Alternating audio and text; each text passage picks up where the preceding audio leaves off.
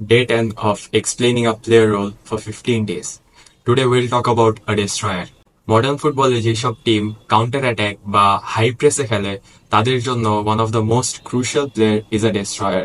কারণ একটা ডেস্ট্রয়ারের main attribute হচ্ছে অপোজিশন টিমের অ্যাটাককে ডিসরাপ্ট করা এবং বল উইন করে নিজের টিমের জন্য কাউন্টার অ্যাটাক ক্রিয়েট করায় হেল্প করা। কারেন্ট ফুটবলে এই রোলের প্লেয়ার অনেক থাকলেও one of my favourite player who is a destroyer is N'Golo Kante. একটা ডেস্ট্রয়ারের যেসব অ্যাট্রিবিউট থাকা প্রয়োজন, his tackling, his defensive work rate, তার বল উইনিং মেন্টালিটি এবং he has to be a work horse, কারণ অনেক আউটপুট দরকার তার পিচে।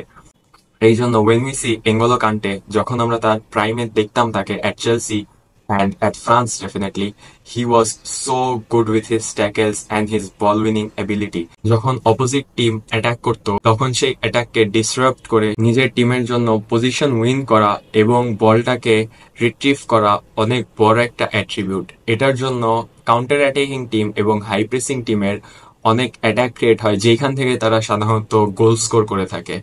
কারেন্ট ফুটবলে এই রোলের প্লেয়ারের সংখ্যা দিন দিন বাড়তেছে, কারণ a team always needs a player like this to work in their midfield so that they can through the attack of their opponent.